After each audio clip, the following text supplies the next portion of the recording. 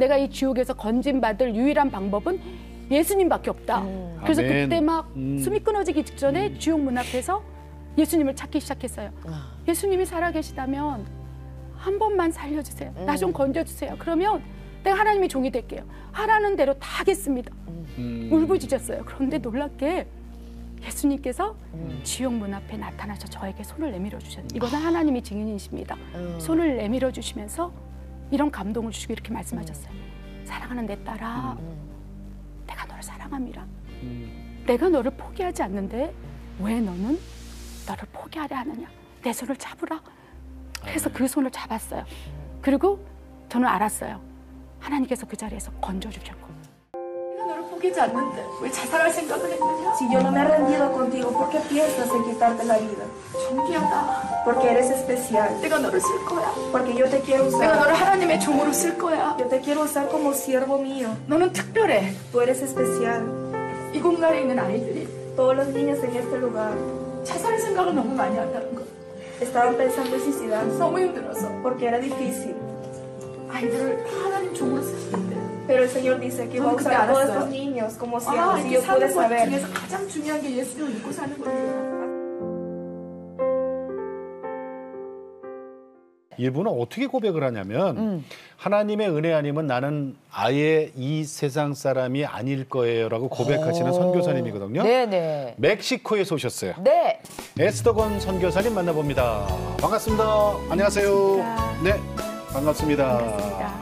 선교사님, 네. 요즘 멕시코 코로나 상황은 어때요? 멕시코는 의료 체계가 잘 정비가 되지 않아서 네네. 이제 코로나에 걸리게 되면 이제 개인적으로 치료를 해야 된다는 거. 네. 개인적으로요? 그렇습니다. 그래서 어머. 예, 정부에서 해주지 않고요. 코로나에 걸리면 각자 이제 자가격리하면서 본인이 네. 치료를 받아요. 네. 굉장히 심각한 상태여서 한인들도 이제 코로나로 인해서 돌아가신 분들이 너무 많아요. 저희 성도들도 그렇고 멕시칸 성도도 많이 돌아가셨고 이제 그러면서 굉장히 심각해요. 코로나라고 그러고 멕시코에서는 코로나. 예. 코로나도 직접 관리해서 온 가족들이 죽음 직전까지도 가셨다 그러거든요. 네, 그 얘기는 이제 좀 이때 이따 좀 들어보고. 자세히 여쭤볼게요. 근데 우리 목사님, 그러니까 선교사님이시면서 또 목사님이시잖아요. 네. 그 예수사랑교회 섬기고 계시는데 네. 교회 소개 좀 해주세요. 네. 하나님께서 주의 종으로 부를 때 네. 고아와 과부, 마약 중독자, 예. 엄마로 살았으면 좋겠다고 말씀하셔서 네. 멕시코 선교사로 파송받고 교회 개척할 때 특수 목적 교회를 세웠어요. 네. 그래서 이제 주로 성도들도 고아들 또 그쪽에는 이제 마약 중독자가 굉장히 많아요. 그래서 예. 청소년들 마약 중독자들 치유하고 치료하고 또 여러 가지 다양한 뭐 각종 질병들 있지 않습니까? 네네네. 하나님께서 능력으로 치유하셔서 그들을 주의 종으로 세우는 예. 그러한 특수교회를 세웠어요. 얼마나 네. 됐어요? 개척한 지는 7년 됐고요. 7년? 네, 지금 굉장히 부흥 중입니다. 그러면은 그 멕시코 현인들도 있고 네. 한인들도 있고 이렇게 되는 거예요? 한인들은 주로 멕시칸 를 섬기기 위해서 고아와 마약 중독자 그리고 이제 뭐 그렇게 열악한 분들을 섬기기 위해서 열방에서 좀 많이 오셔요. 감사하게도. 그러니까 그래서 선교사들. 오전 11시에는 우리 한인 중심 예배. 9시에는 한인 중심 예배고요. 9시. 11시 예배가 이제 멕시칸 중심 예배에서 그러니까 멕시칸하고 한인하고 그 비율이 몇 대 몇 정도 돼요? 5%가 한인들이고요. 네. 95%가 멕시칸 그래요? 현지인들이에요. 그렇군요. 네. 그러면 어디 있어요? 예수사랑교회 멕시코 그 넓은 땅 중에? 멕시코의 이제 몬테레이라는 지역인데 네. 텍사스 국경 바로 밑에 있어요. 그래서 몬테레이. 멕시코의 스타트점에서 예. 이제 하나님께서 세우게 하셨죠. 그러니까 멕시코 시티가 수도니까 수도는 아니고 네. 네. 멕시코에서 볼 때는 저기 변방이네, 변두리죠. 변두리네. 네. 그럼 우리 미국 거기서- 국경 쪽입니다. 그래요? 네. 거기 한번 어떤 가보고 모습인지, 싶으네. 예, 어떤 네네. 모습인지 저희가 영상으로도 준비를 했거든요. 함께 보시죠. 네. 그래서 오늘도 말씀하시고 또 말씀하십니다. 우리가 알거니와 하나님을 사랑하는 자, 곧 그의 뜻대로 부르심을 입은 자들에게는 모든 것이 협력하여 선을 이루느니라. Antes comía tierra y secate porque no había nada de comer. Y pues llegué aquí porque mi mamá y mi padrastro se peleaban y se drogaban enfrente de nosotros. Y mi mamá me dijo, Jaime, olvídate de que tienes madre y tú para mí eres un perro que ya está muerto. Siempre era lo mismo, salía de mi casa, me agarraba de bajadas y me pegaba. Y me aventó a la parrilla y soltó la flama y luego me...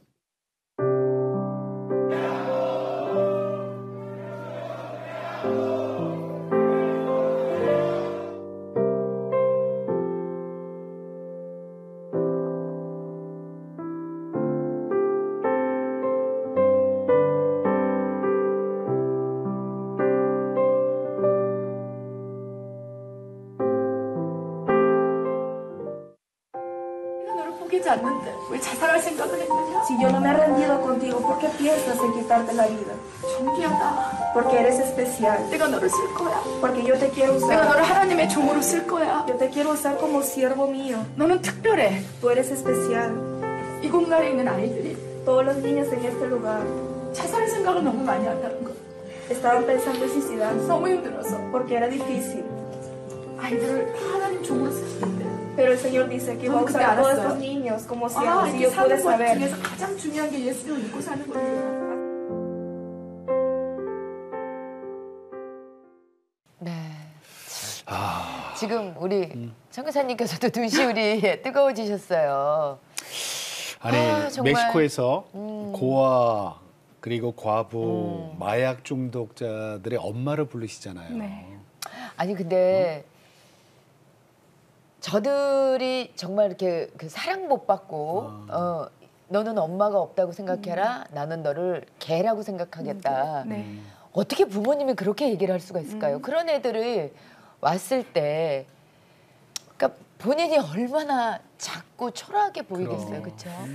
그렇게 고백할 수 없는 게 엄마 아빠가 대부분의 마약 중독자세요. 그래요. 마약 중독자여서 그 마약을 한 상태의 아이를 가지고 또 수감되어서 감옥에서도 예.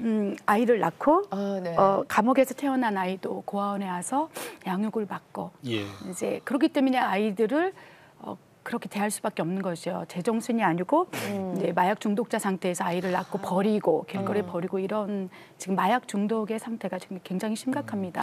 성 교사님 지금 한국에 오신 지 얼마 안 됐잖아요, 그렇죠? 네, 일주일 그죠? 정도 됐습니다. 그러면 그렇군요. 지금 저 멕시코에 있는 저 아이들, 네. 저 아이들 지금 영상으로 보고 네. 보고 싶으셔서 일주일밖에 안 됐는데 그죠? 또 보고 싶어갖고 저렇게 눈물 그렁그렁 하고 계시네. 자, 우리 요 얘기 좀 물어볼게요. 아까 코로나 상태에 있는데 우리 선교사님과 가족들이 코로나에 감염이 됐었어요. 네. 멕시코에서 네. 이렇게 표현돼서 천국 문 앞에까지 다녀오셨다고요? 네. 그렇게 힘드셨어요? 네. 계속 고아원 사역을 해야 되고 마약 중독자 사역을 해야 되고 예. 그리고 이제 교회 개척 사역을 하다 보니까 계속 코로나 상황 속에서도 계속 사역을 해야 됐었어요. 네네네. 그래서 이제 모든 식구들이 코로나에 감염이 식구가 되었죠. 어떻게 돼요? 저희 남편 선교사님 계시고 아까 남편 잠깐 봤는데 네. 그 치과 치과 의사. 의사 네. 네, 선교사님이 네, 저희 남편이시고 남편이고 그다음에 이제 우리 큰딸이 예. 지금 치과 대학에 3학년에 재학 중이고 네. 막내가 이제 하나님 준 선물인데 11살이에요. 늦둥이에요? 네. 그 친구는 어디서 났어요? 멕시코에서 멕시코에서? 났어요. 네, 멕시코에 사역하면서 하나님께 선물 주셔서 근데 다 걸렸어요, 식구가? 우리 네 명만? 11살 아이만 빼고 우리 남편 선교사님, 큰딸 제가 다 코로나에 걸려서 예. 이제 격리를 집에서 했죠. 그래서 각자 방에서 치료를 받고 있는 와중에 우리 막내딸이 이제 외부에서 성도들이 음식을 갖다 주면 그거를 배분해서 각자 방으로. 어머나. 근데 코로나도 이게 네. 경증이 있고 네. 중증이 있단 네. 말이에요. 어느 정도였어요, 선교사님? 감사하게도 우리 큰딸은 하루 이틀 정도 해갖고 괜찮아졌어요. 그러니까 무증상. 20살이니까. 네. 그리고 저희 선교사님 일주일 정도. 남편? 근데 이제 문제는 저였어요. 제가 이제 완전히 중증으로 가면서 호흡이 안 되는 거예요. 예. 호흡이 안 되고 숨이 쉬어지지가 않는 거예요. 네. 그래서 코로나 바이러스가 폐로 갔다는 게 그냥 저절로 알아졌어요.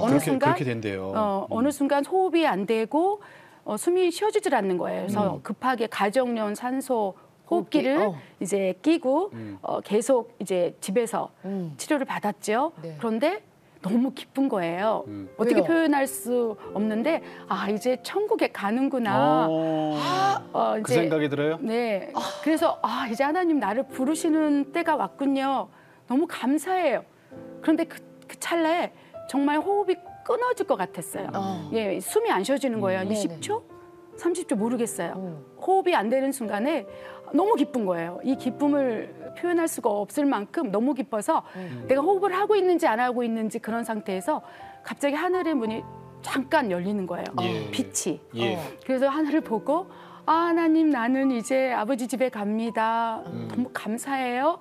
근데 마음의 감동에 내 종아 아직 사명을 마치지 않았는데 사명자는 하나님 허락하지 않는다면 결코 죽지 않는단다. 그런 감동을 주시는 거예요. 아멘. 엄청 좋았다가 또 마음이 이제 다시 현실로 돌아온 거죠. 네 맘대로 여기 오냐 이거죠? 네. 안 된다. 그러면서 하나님께서 저에게 기도를 하게 하셨어요. 하나님 나에게 무엇을 원하십니까? 예. 그랬을 때 하나님께서 고아와 마약 중독자 엄마로 살거라. 그렇게 말씀을 하셨어요. 그전에도 계속 고아와 마약 중독자 치유 사역을 하고 고아들을 섬기는 사역을 하고 있어요. 우리 교회가 개척된 이유가 그들을 섬기기 위해서 특수 목적으로 개척됐기 때문에 지금 계속 사역을 하고 있는데도 하나님께서 이제는 너의 나머지 인생을 하나님께 드려라. 그리고 그들의 엄마로 온전히 헌신하고 그렇게 말씀을 하시는 거예요. 그럼 회복이 되시는 거예요? 그리고 나서 호흡이 이렇게 괜찮아지는 걸 느꼈어요. 이제. 그리고 나서 이제 제가 계속적으로 좋지 못하니까 이제 뭐 의료비 비담이 있으니까 계속 있다가 남편과 이제 큰딸이 회복이 되고 저를 이제 병원에 데리고 갔어요. 네. 그리고 나서 이제 입원을 시키든 어떻게 하려고 했는데 그 의사가 폐를 사진을 찍어보더니 이거는 코로나 바이러스의 흔적 자체가 없다. 깨끗하다. 네, 완전히 완치를. 외환이에요? 네. 너 외환이에요? 네, 그래서 하나님이 나를 살려주셨구나. 그러면서 하나님께 서운했어요. 나머지 인생은 덤입니다. 덤입니다. 그리고 이 땅에 멕시코 땅에 뼈를 묻겠습니다. 나는 이제 내 나라로 돌아가지 않고 이 땅에서 이들과 함께 뼈를 묻겠습니다. 그 서운을 하고 나서 호흡이 확 좋아지는 거예요. 그러고 나서 예전의 건강을 찾았어요.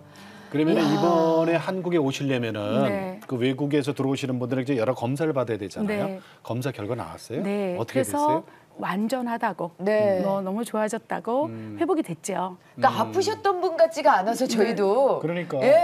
근데 놀랍게 하나님의 치유는 그 부분만 치우는 게 아니라 하나님의 사랑이 들어갔기 때문에 그 사랑의 치유가 가장 강하거든요. 육신의 치유는 또 손상될 수 있지만 하나님께서 나를 사랑하시고 내 사명이 마치지 전까지는 하나님 나를 데려가지 않겠으나 이 하나님의 사랑이 들어오니까 두렵지가 않는 거예요. 아멘. 그러니까 두려움이 없어지니까 더 기쁜 거예요. 평안해 보이세요. 네, 나머지는 덤이다. 아니요, 한 일을 많이 하셔갖고 제가 이렇게 슬쩍 보니까 손은 이게 두툼해요. 일 많이 하신 손 있잖아요. 예, 맞아요. 근데 얼굴은요 정말 환하셔. 주님의 은혜입니다. 죄송합니다. 보름달 뜬 것 같이. 감사합니다. 정말 환하셔, 그죠? 네, 환해 보이세요. 근데 있잖아요. 오늘 내가 매일 기쁘게 우리 에스더 권 선교사님, 목사님 이제부터 시작인데 있잖아요. 사실은 이제 지금 서론도 안 들어갔어요. 우리. 그러니까요. 자, 이분의 이제 간증이 시작됩니다. 먼저 신앙 이력서를 지선 전도사님 준비하셨죠? 네. 멕시코에서 사역하고 계신 우리 에스더 권 선교사님의 신앙 이력서입니다. 1971년 3남 1녀 중 막내딸로 태어난 에스더 선교사님의 어린 시절은 암흑 그 자체였습니다. 술만 드시면 돌변하는 아버지의 폭력 때문에 두려움에 떨던 가족들은 아버지의 자살로 모든 공포에서 해방된 줄 알았습니다. 하지만 이어진 두 오빠의 자살은 또 다른 죽음을 예고했습니다. 이후 오랫동안 우울증에 시달리던 에스더 선교사님도 자살을 시도하게 되었는데요. 어머니의 간절한 기도로 지옥문 앞에서 예수님을 만난 에스더 선교사님은 깨어나자마자 주의 종으로 헌신해서 치과 의사인 남편과 함께 소명의 땅 멕시코에서 고아와 마약 중독자들의 엄마로 생명의 복음을 증거하고 계십니다. 네. 야, 짧은 그 신앙 이력서지만 무슨 영화의 한 편을 이렇게 줄여놓은 것 같은.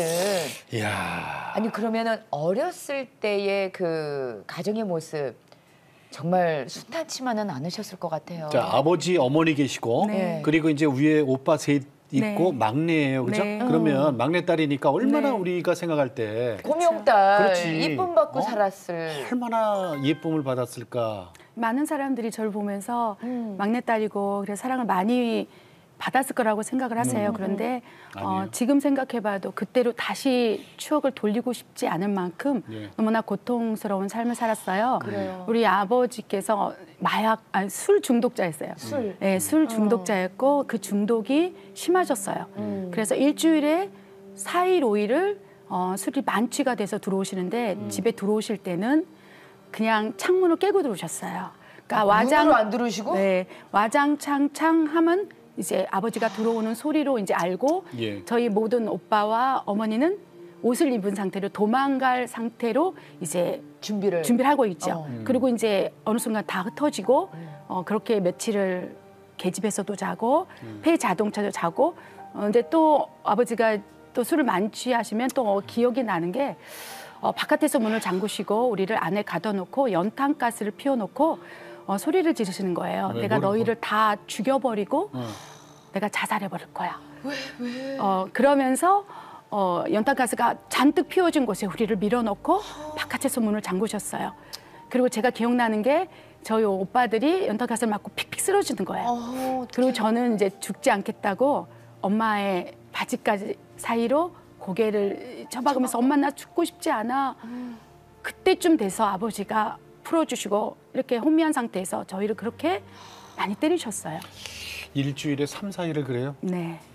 아, 그리고 술이 깨면 너무 천사 같으신 거예요. 왜 그러실까? 그러니까 술이 이제 아버지를 드시는지 그렇지. 그렇죠. 그래서 중독자셨어요. 그러니까 극심한 중독자여서. 술마귀가 네, 그렇죠. 술마귀가 네. 아버지를 먹는 거야, 그죠? 그렇죠. 그럼 아버지가 술을 드신 상태면 되게 무섭게 돌변을 하셨을 그렇죠. 것 같아요. 술 먹기 전과 후가 너무 판이하게 다른데 왜 술을 먹으면 항상 이제 동네 분들하고 시비가 붙었고 싸웠어요.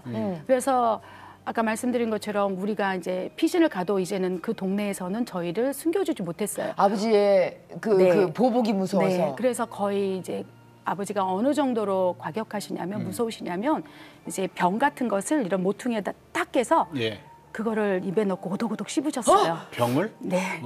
그러면 입안이 그 입안이 이제 잔뜩이면 그거를 뱉으셨어요. 피를 항상 싸움할 때 상대방한테? 네, 상대방한테 뱉으시고 피가 낭자한 상태로 그러면 이제 제압을 하는 거잖아요. 기선제압을. 네, 그리고 나서 말씀드리기도 참 그렇지만 사시미 칼을 항상 차고 다니면서 그거를 사람들한테 위협을 했어요. 술을 드시면. 그래서 어머니가 다른 사람을 해야 정말 할까 봐 심하셨구나. 네, 어머니가 말리다가 칼에 많이 찔리셨어요. 어머니가? 지금도 여기 흉터 온몸이 칼자국이. 왜냐하면 그것을 어머니는 감당해야 된다고 생각했어요. 다른 사람 찔릴까 봐. 네. 그래서 그렇게 어머니가 칼에 찔리고 그러면 이제 아버지는 이제 제정신이 아니시죠. 그러면은 언제까지 계속됐어요? 예. 그렇게 오랫동안 매일매일 그랬죠. 그래서 그러다가. 학교를 제대로 다닐 수가 없었어요. 학교를 아버지가 늦게 오면 가방을 메고 신발을 신고 이제 도망가서 가족들이 모일 때는 2, 3일 있다가 예. 이제 망을 보고 왜냐하면 어디 피신 갈 데가 없으니까 주변에서 맴도는 거예요. 모든 식구들이 흩어져서. 저는 주로 계집에서 잤어요. 그리고 저희 오빠들은 폐차된 곳에서 노숙을 하거나 그리고 이제 상황을 보다가 집에 다시 모이는 거죠. 근데 어느 날 굉장히 아버지가 술을 많이 드셨어요. 그리고 너무 심하게 우리를 때리고 계셨어요. 그리고 죽인다고 하시고. 근데 분에 못 이겨서 갑자기 옥상으로 올라가시더니 목을 메시고 뚝 떨어져서 자살하신 거예요. 아버지가? 네. 부부싸움 끝에 목을 메시고 그냥 아버지의 시신을 봤죠. 그때 아버지 몇 살이에요? 아버지께서 그때 49이셨어요. 그때 그러면 선교사님은? 저는 10살이었고요. 10살? 네, 10살 때 아버지의 시신을 본 거지요. 그래서 병원에 가서 누워 계시는데 네. 그래도 아버지잖아요. 예. 근데 너무너무 무서운 거예요. 아버지라는 단어 자체가 저에게 주는 공포는 표현할 수 없었어요. 그런데 돌아가셨는데도 무서운 거예요. 무서웠어요. 근데 아버지 얼굴에서 저는 교회를 우리는 한 번 다니지는 적이 없었습니다. 예. 그런데 예. 그냥 얼굴에서 지옥이라는 단어가 떠올랐어요. 왜냐하면 아버지가 그렇게 술을 드시고 자해를 하시고 폭력을 행하시다가 분에 못 이겨서 이제 옥상에서 떨어져 자살했을 때 그 마지막 얼굴이 그냥 이마에 나 지옥 갔음. 지옥이라는 단어가 아버지의 모습 전체에서 제 마음에 남아진 거예요. 10살짜리 딸이 교회도 다닌 적도 없고 그런데도. 천국 지옥도 모르는데 그걸 이렇게 아버지 얼굴에서 지옥을 봤죠. 너무 지옥을 고통스러운. 가장 찌그러진 흉측한 비참한 처참한 모습으로 돌아가셨어요.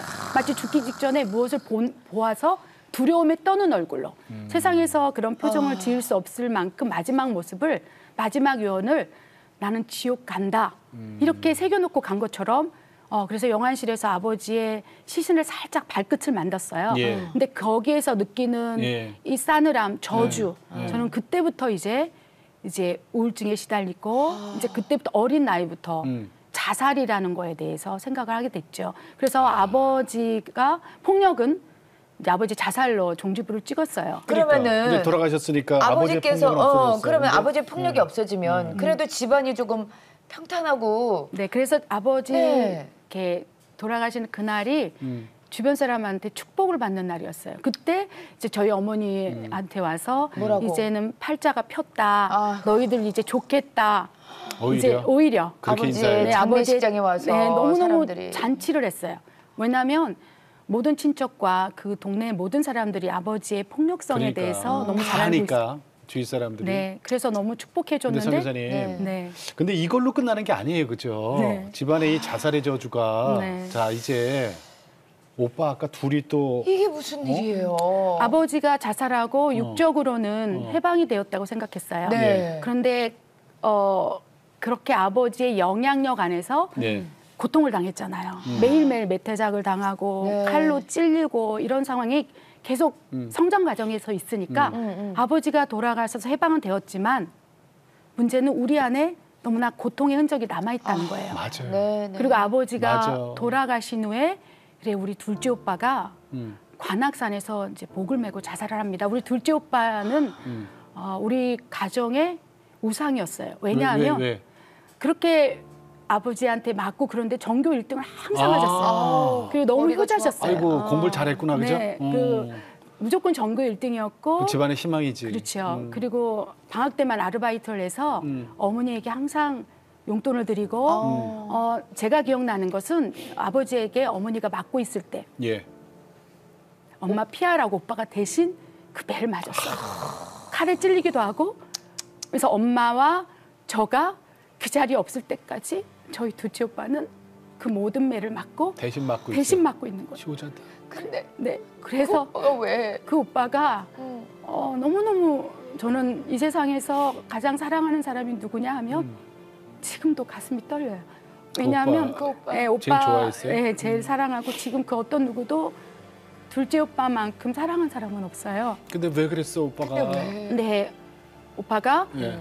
어느 날 종교를 믿기 시작했어요. 종교? 네, 남녀 호랑개교라는 아이고. 이단에 빠지기 남녀호랑개교. 시작한 거예요. 아이고, 남녀 아이고, 호랑개교. 근데 그 종교를 믿으면서 집에 오면 항상 이상한 주문을 외웠어요. 맞아요, 벽 저한테 보고. 또 따라해보라고. 그래서 오빠가 그렇게 주문을 외우고 우울증에 급격하게 들어가면서 아버지가 자살한 지 5년 만에 이제 자살을 하게 됐어요. 관악산에서. 네, 관악산에서 목을 메고 그래서 저희 어머니는 우상이었던 오빠, 저에게는 그 오빠 몇 살이에요, 그때가? 오빠가 18 정도 됐을 거예요.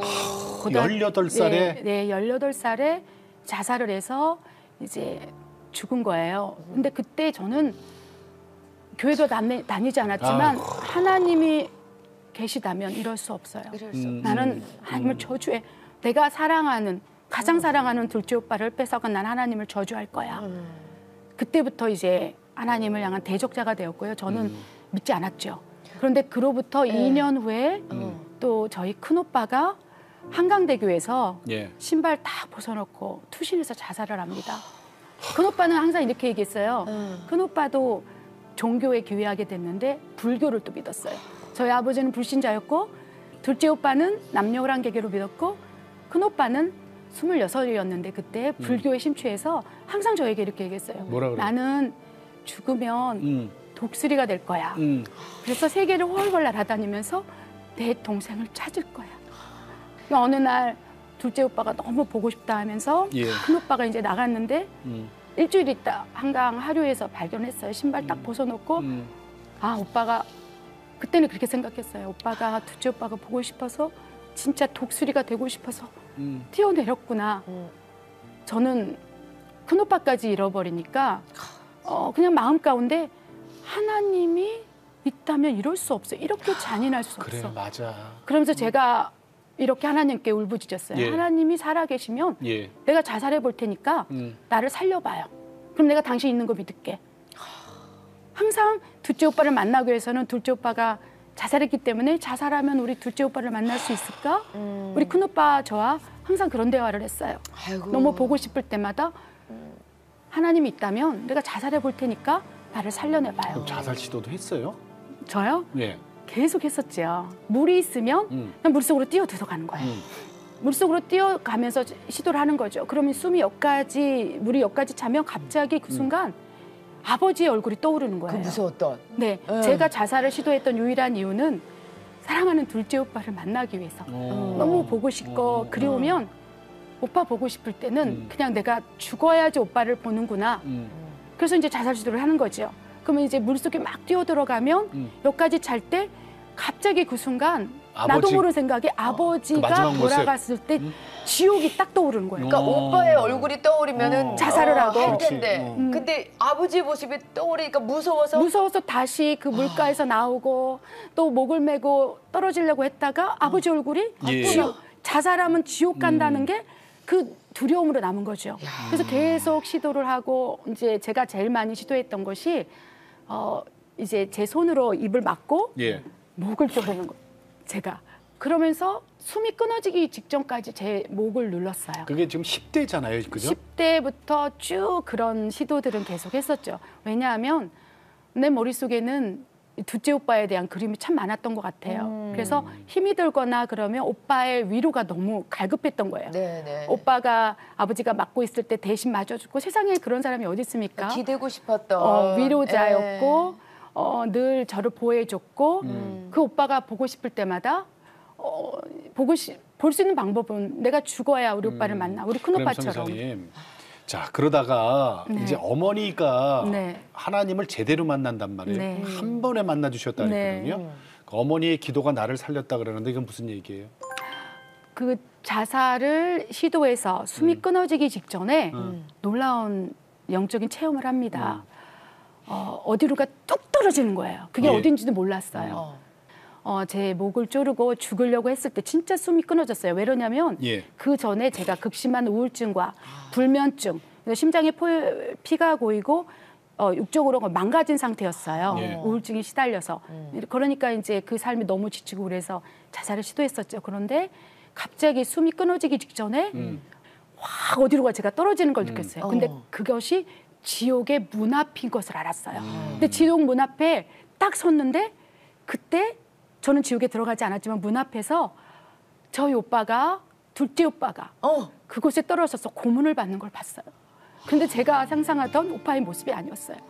지옥에 떨어진 우리 오빠가 그곳에서 이렇게 외치는 거예요. 누군가 나에게 복음을 전해줬다면 내가 이곳에 있지 않을 텐데. 그 지옥에서 들리는 울부짖음은 천하 구원받을 이름은 예수 그리스도밖에 없습니다. 예수 믿지 않는 자들이 이곳에 오는 것은 합당하다. 합당하다. 오히려 지옥의 문 앞에 섰을 때 예수 그리스도 이외에는 구원받을 이름이 없고 길이요 진리요 생명이신 예수님을 믿을 때 너는 이곳에 오지 않는다. 저 문 앞에서 정말 복음을 영접받고. 그것도 제일 사랑했던 둘째 오빠의 모습으로 그렇습니다. 복음을 전해 그래야 믿으니까. 그렇죠. 그래서 지옥 문 앞에서 제가 자살을 시도했던 이유가 둘째 오빠의 모습을 보고 싶은데 그 지옥 문 앞에서 오빠 모습을 오빠의 보고. 처참한 고문을 받는 모습을 보니까 두려움이 오기 시작해요. 근데 그 순간에 저희 어머니 기도가 계속 들리더라고요. 어머니가 어떤 기도? 어머니가 이렇게 기도했어요. 오빠들이 죽고 나가는 그런 상황 속에서 하나님께 기도한 거죠. 늘 새벽 기도 갔다 오시면 제가 불신자니까 저의 손을 얹고 하나님 내가 이 자식들 못 키웁니다. 생떼 같은 자식들 내가 못 키워서 자살했지 않습니까? 이 나머지 자식들 하나님이 죽이든지 살리든지 주의 종으로 쓰시든지 주님께서 뜻대로 하여 주시옵소서. 그 지옥 문 앞에서 어머니 기도가 떠오른 거예요. 그러면서 그 앞에서 내가 이 지옥에서 건진받을 유일한 방법은 예수님밖에 없다. 그래서 아멘. 그때 막 숨이 끊어지기 직전에 지옥 문 앞에서 예수님을 찾기 시작했어요. 예수님이 살아계시다면 한 번만 살려주세요. 나 좀 건져주세요. 그러면 내가 하나님의 종이 될게요. 하라는 대로 다 하겠습니다. 울부짖었어요. 그런데 놀랍게 예수님께서 지옥 문 앞에 나타나서 저에게 손을 내밀어 주셨어요. 이것은 하나님이 증인이십니다. 손을 내밀어 주시면서 이런 감동을 주시고 이렇게 말씀하셨어요. 사랑하는 내 딸아, 내가 너를 사랑함이라. 내가 너를 포기하지 않는데 왜 너는 너를 포기하려 하느냐. 내 손을 잡으라. 그래서 그 손을 잡았어요. 그리고 저는 알았어요. 하나님께서 그 자리에서 건져주셨고, 그리고 한 달 동안 생사를 오가면서 예. 하나님께서 저의 상처, 아픔, 우울증, 불면 다 싸매시고 온전케 하셨어요. 그 세상이 달라 보여요 이제. 그렇죠. 아, 예수님이 살아계시는구나. 예수님이 나의 유일한 목적이구나. 살아 숨을 쉬는 이유구나. 이거를 절실하게 제가 지옥 문 앞에서 깨달았고, 지옥에 있는 영혼, 죽은 영혼들이 제일 원망하는 게 있어요. 왜 나에게 예수님을 전해주지 않았어요? 그렇죠. 네. 내가 예수님을 이 세상에 알았다면 내가 이곳에 오지 않았을 텐데 내가 강밖에서도 나에게 더 복음을 전해주지 왜 나에게 전해주지 않아서 내가 이곳에 떨어져야 합니까? 원망, 저주, 이것이 복음을 전하지 않는 이 세상 사람들에게 향해 있더라고요. 예. 자, 그럼 이제 정말. 죽음 직전에 예수님을 만나고 이제 건져 주셨어요. 멕시코 선교사로의 부르심은 어떻게 받으신 거예요? 네, 우리 남편 선교사님이 멕시코에서 이제 계셨었어요. 남편께서요? 네, 근데 제가 자살 시도를 한 곳이 바로 멕시코였다는 거예요. 멕시코에서 자살. 남편을 만나러 갔을 때 그곳에서 하나님께서 회복시키시면서 이 땅이 너의 땅이다. 이 산지를 너에게 주노라. 그럼 그 당시에 남편은 믿는 분이었어요? 그렇죠. 교회를 다녔었죠. 저는 이제 무늬만 크리스찬으로 그냥 왔다 갔다 하고 늘 불만이 있었고 우람이 있었고 그다음 불면에 시달리고 영육간에 피폐했지만 그래도 이제 남편이 저를 많이 사랑해요. 그래서 이제 티는 안 내고 이제 일상생활을 했었죠. 그리고 나서 제가 지옥에서 건진받고 하나님 살아계시는 것을 증거하면서 그 살기를 원한다고 했더니 남편 선교사님 흔쾌히 자기가 이제 의료 선교사로 헌신하고 저는 그 즉시 신학을 하고 이제 신학을 마치고 목사 안수를 받게 됐죠.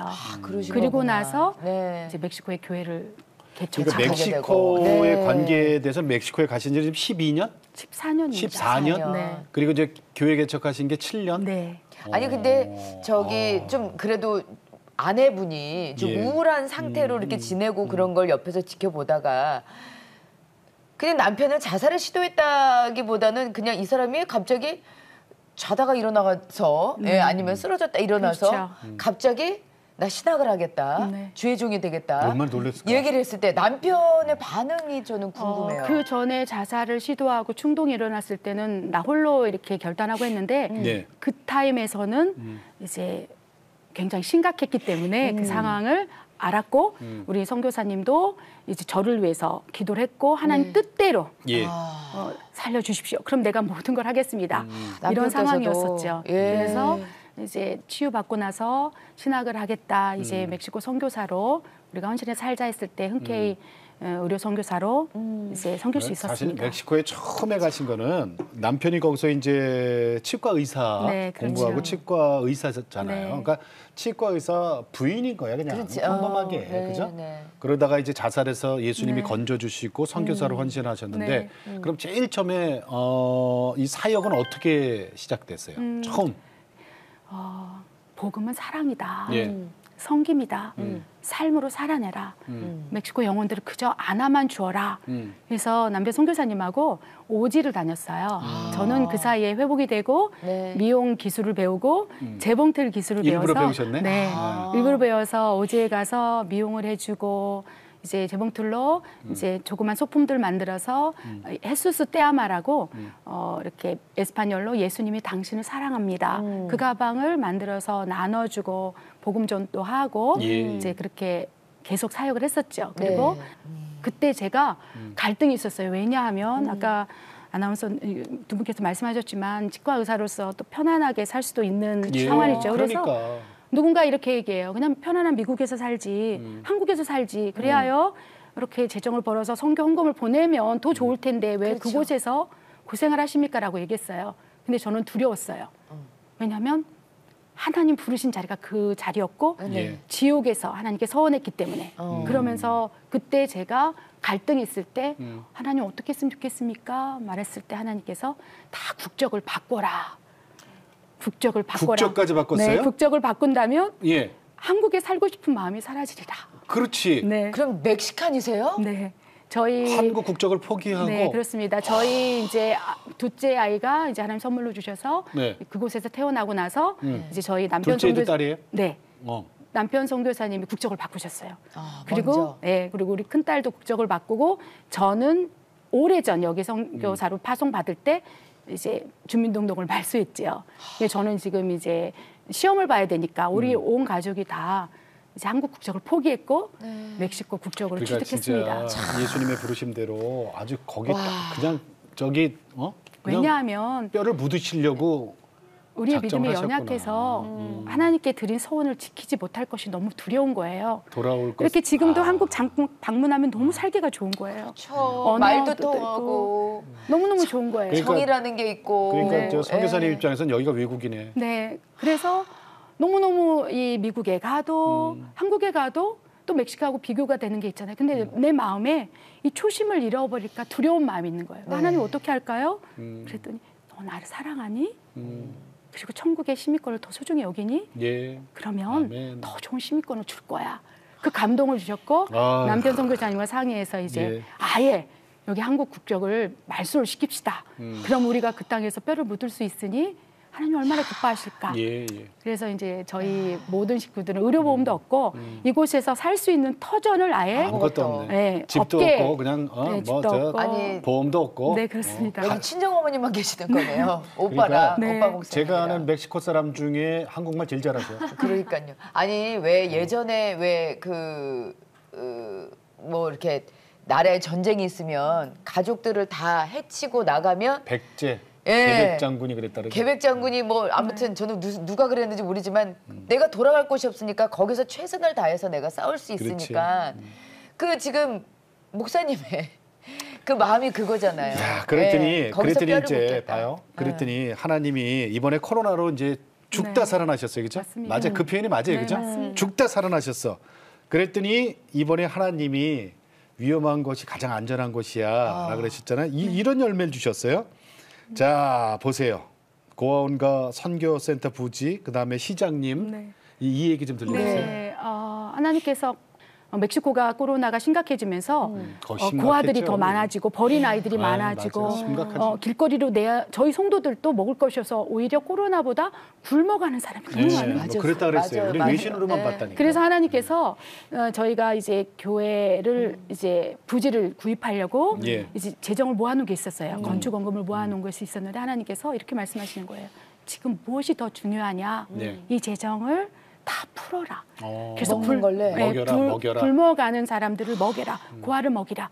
그래서 길거리에서 막 나눠주고 성도들 나눠주고 있는 재정을 다 이제 구제하기 시작했어요. 그렇지. 왜냐하면 이제 코로나가 언제 터질지도 모르고 주님 뜻대로 하여 주시옵소서. 그래서 그 재정을 다 풀어서 건물 짓는 게 문제가 네, 아니에요. 그렇죠. 지금 이 상황에서 어떻게 할까요? 그랬더니 먹이라. 고아들 먹이라. 그래서 다 풀었을 때 이제 아무것도 없었을 때 그 선행이 부끄럽지만 하나님께서 은혜로 많은 사람에게 알려지기 시작했어요. 네. 그 멕시코에 있는 사람들, 그 도시에 있는 사람들, 그래서 시장이 멕시코 그 도시의 시장이 만나자고 요청이 온 거예요. 네. 그래서 찾아갔는데 그분이 이렇게 말씀하시는 거예요.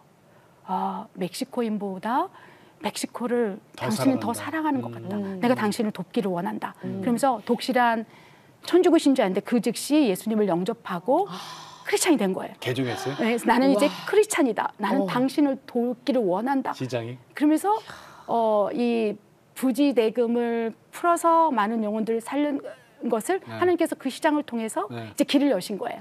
그러면서 부지를 구입할 수 있도록 추천해주고 그다음에 모든 상수도 이런 모든 문제를 해결해서 하나님께 기도했을 때 하나님께서 많은 까마귀들을 붙여주셔서 작년 11월에 6,000평의 고아원과 선교사들 지을 수 있는 땅을 선물로 주셨어요. 6,000평? 네. 6,000평. 그러면은 원래 갖고 있던 재정으로는 몇 평 살 수 있었어요? 계획적으로는? 한 뭐 200평, 300평.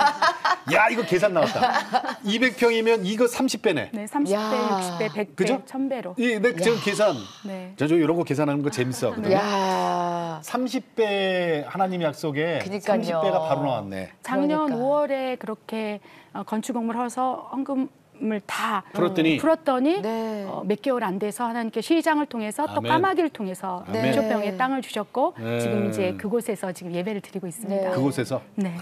자, 그렇다면 항상 주님의 은혜에 감사할 때 네. 우리가 하나님 감사합니다 말로도 하지만 찬양도 하잖아요. 내 마음의 찬양은 어떤 예, 곡이에요? 어떤 선교사님? 찬양 가장 내 마음의 사모하세요? 찬양. 내 마음의 찬양. 멕시코의 선교사를 살면서 참 인간이 연약하다, 믿음이 있다고 하지만 늘 실족하는 모습을 봐요. 유혹도 받고 나도 조금 편하게 살고 싶다 이런 왜요? 마음들. 그렇겠어요. 그럴 때마다 하나님께서 부름받아 나선 이 몸이 찬양을 하면서 이 부름받아 나선 이 몸의 신앙 고백을 저는 지옥 문 앞에서 했어요. 하나님, 그랬어요? 지옥 이곳에서 날 건져주면 나 하나님의 종으로 살고 하나님이 가라는 곳에 어디든지 가겠습니다. 내가 그 땅에서 뼈를 묻겠습니다. 그래서 이 힘들 때마다 이 찬양을 부르면서 지옥 문 앞에서 하나님이 건져준 그 은혜 지금 내가 받고 있는데 내가 왜 넓은 길을 보지?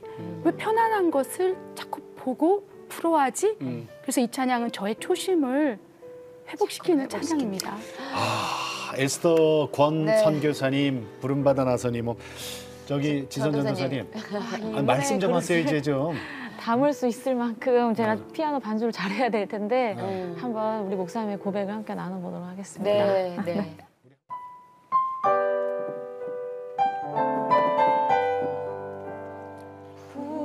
부름받아 나선 이 몸 어디든지 가오리다 괴로우나 즐거우나 주만 따라가오리니 어느 누가 막으리까 주님들 막으리까 어느 누가 막으리까 주님들 막으리까 이름 없이 빛도 없이 감사하며 섬기리다 이름 없이 빛도 없이 감사하며 섬기리다. 아멘. 아멘, 아멘. 우리 선교사님. 지금까지 저 신앙 간증, 신앙 서적 몇 권이나 책 쓰셨어요? 저녁 때 글을 쓰고 또 새벽에 글을 쓰고 해서 6권을 부족하지만 썼습니다. 6권. 네. 자, 그 중에서 제가 한 권을 특별히 여러분에게 좀 추천드리고 싶은 거. 요 제목이- 책은 좀 나온 지가 됐어요, 그죠? 네. 언제죠? 제목이 너무 세요. 2015년에 2015년? 출간한 책이에요. 네. 자, 부탁합니다. 제발 자살하지 마세요. 네. 제발 자살하지 마세요. 부탁합니다. 제발 자살하지 마세요. 책 제목을 이렇게 붙이신 이유가 뭐예요? 하나님에게 서운하더라고요. 예. 왜 숨겨놨던 아픔을 다시. 근데 하나님께서 너무 강권적으로 말씀을 하셨어요. 다시 그러면서 기억해야 되잖아. 네, 그래서 그거를 쓰면서 몇 개월 동안 기절도 하고 너무 슬퍼서 둘째 오해도. 오빠 간증을 할 때는 너무너무 아팠어요. 그런데 하나님께서 이 책을 다 탈고하고 난 다음에 감동에 이제 진정으로 네가 치유를 받았구나. 그렇지. 이제는 자살하고 하는 자들에게 당당히 외치거라. 부탁합니다. 제발 자살하지 마세요. 죽음의 끝이 아닙니다. 나는 보았습니다. 저를 치유하시고 이 책을 통해서 자살하고자 하는 분들에게 외치게 하셨고 그다음에 남아있는 유가족의 고통을 위로하게 하셨어요.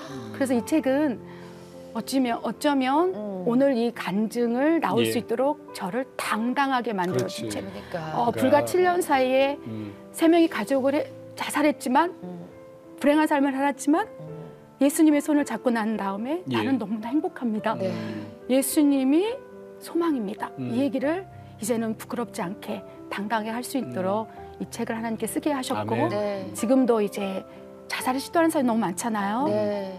그리고 무엇보다도 자살한 가족이 이후에 남겨줄 유가족들의 아픔이 너무 큰 거예요. 그럼요. 저도 유가족이었는데 그 고통이 너무나 고통스러워서 네. 둘째 오빠를 보기 위해서 또 자살을 하고 큰 오빠도 그렇게 죽은 가족이 그리워서 다시 자살을 생각하고 죽음을 떠올린다는 거예요. 그래서 하나님께서 이 책을 쓰게 하셨고 네. 지금 너무 행복합니다. 그러니까 사명 끝나기 전까지는 예수님이 안 데려가신다고 약속하셨잖아요. 지금 너무 건강해지셨어요. 그러니까 이제 선교 비전과 그다음에 기도 제목 좀 여쭐게요. 가장 소외된 곳, 가장 낮은 곳, 가장 아픈 사람의 엄마로 살아주면 좋겠다라고 말씀을 하셨어요. 예. 네. 그래서 그때부터 우리 교회 개종 목적도 그렇고 고아와 그죠 마약 중독자를 치료를 해서 신학생을 만들어서 네. 주의종으로 파송하는 사역을 지금 선교 비전을 갖고 있어요. 예. 왜냐하면 너무 놀라운 것이 이제 중남미 시작이 멕시코인데 그 중남미 전체가 IT하고 브라질만 빼고 다 스페인어를 쓴다는 거예요. 그래서 우리 선교 비전은 그죠? 에방겔리오 포르 우니도스 엘 에스파뇰 이게 무슨 말이냐면 에스파뇰 복음 통일인 거예요. 그래서 콜롬비아의 고아, 페루의 고아 그들을 고아원에서 양육하고 예. 아멘 마약 중독 치유센터에서 치유하고 네. 신학교에서 신학을 맞춰서 선교사로 파송해서 자기 나라로 파송하는 거예요. 지금도 그 일을 하고 있습니다. 네. 그래서 전체 중남미의 부흥을 일으켜보자. 네, 지금 그 프로젝트가 계속 진행되고 있고 네. 그게 선교 비전이고 이제 기도 제목은 네. 지금 하나님께서 작년에 코로나 위기 속에서 부지를 기적적으로 주셨고 네. 그곳에 지금 이제 여호와 니시의 깃발을 꽂아놓고 여기 오기 전에 이제 고아원을 세웁니다. 마약 중독 치유센터를 세웁니다. 신학교가 세워져서 이 중남미 전체 고아들, 콜롬비아 아이도 될 수 있고, 그렇죠? 페루도 될 수 있고. 그래서 이곳에서 우리 시작합니다. 온 열망의 고아들을 주의종으로 세워서 그 나라로 파송하는 예. 비전을 이뤄봅시다. 그것이 기도 제목이에요. 네, 땅은 네. 준비됐어요, 그죠? 땅은 6,000 평. 하나님께서 6,000평을 주셨고 지금 이제 건물은 아직 안 올라간 상태죠. 건물은 이제 시작이죠. 이제 이제 깃발 꽂았으니까. 네, 창고를 이제 예배당으로 개조했고 이제부터 본격적으로 덤으로 주신 그러니까 생명의 엄마로 살아가기로 우리 이제. 저 에스더건 선교사님이 몸은 여기 계시지만 아직 마음은 계속 멕시코 계시는 거예요. 지금. 그러니까요. 예. 그죠? 자, 우리 지선 전도사님. 우리 간증이 다 우리 저 그 지선 전도사님도 왜 자살 생각하고 자라고 그랬잖아요. 그래서 선교사님 오늘 간증 들으면서 겪어본 사람만 이렇게 헤아릴 수 있는 심정들이 있잖아요. 예. 이것으로 진짜 이 세상의 구원자는 예수 그리스도 한 분뿐이심을 예. 또 인생에 다 이유가 있다. 이렇게 감동을 받아서 오늘 이 방송을 보시는 분들 중에는 정말 살아나는 영혼들이 있겠다. 확신이 드는 시간이었습니다. 네, 네. 그래 맞아요. 아, 정말 오늘 너무나도 은혜로운 간증 해주셔서 감사하고요. 앞으로 계획하시는 또 기도하시는 그 모든 사역 위에 주님이 꼭 함께 하실 줄 믿습니다. 네. 오늘 여기서 인사드릴게요. 네, 고맙습니다. 고맙습니다. 에스더건 선교사님 멕시코에서 오셨어요. 네. 우리 주위에 보면은 사실 그 이 중독 때문에 뭐 술 중독, 마약 중독, 뭐 게임 중독, 인터넷 중독, 쇼핑 중독 또 무슨 하여튼 많아요. 성 중독까지 하여튼 뭐 중독이라는 거는요 자기 힘으로 더 이상 어떻게 못하니까 중독이거든요. 그렇죠. 그러면 자기 힘으로 못 이겨내니까 외부에서 힘을 빌려와서 이걸 끊어내야 되는데 무슨 저 뭐 의사의 진단, 약 이런 것도 도움이 되죠. 받아야죠. 네. 상담도 받고. 그런데 중독은 뭡니까? 마귀의 장난질이기 때문에 그렇죠. 예. 이거를 끌어낼 수 있는 거는 성령의 역사밖에 없어요. 그렇죠. 어머니께서 예수의 보혈밖에 없어. 어머니께서 먼저 믿으시고 예. 자살을 하셨을 때 우리 선교사님께서 숨이 거의 끊어지는 상황에서도 그 어머니의 기도 소리에 다시 한번 다시 사실 수 있었고, 예, 다시 한번 주님께 헌신할 수 있었던 것은 정말 복음뿐이었습니다. 이 영상이 정말 많은 중독을 앓고 있는 가정에 그리고 그것 때문에 고민하고 있는 본인에게도 정말 귀한 간증의 영상으로 좀 사용이 됐으면 하는 그런 바람입니다. 네. 우리 살아야죠. 하나님이 우리를 얼마나 사랑하시는데 우리 목숨 우리 거 아닌 거 알잖아요. 그렇죠. 여러분, 이 땅에 여러분이 뭐 뜻이 있어갖고 몇 날 며칠 날 그날 태어나려고 생각해서 태어난 사람이 누가 있어요. 우리 목숨 끊어지는 날도 마찬가지예요. 이거는 하나님이 결정하시는 거지 본인이 결정하는 게 절대로 아닙니다. 속지 마세요. 네. 마귀한테 속지 마세요. 네. 네. 자, 오늘도 주님과 함께 CTS와 함께 평안하게 보내시고 저희는 다음 시간에 다시 뵙겠습니다. 안녕히 계십시오. 이 프로그램은 동역자님의 복음의 트리 선교 후원으로 제작되었습니다. 선교는 사명, 후원은 동역. 당신도 복음을 전할 수 있습니다.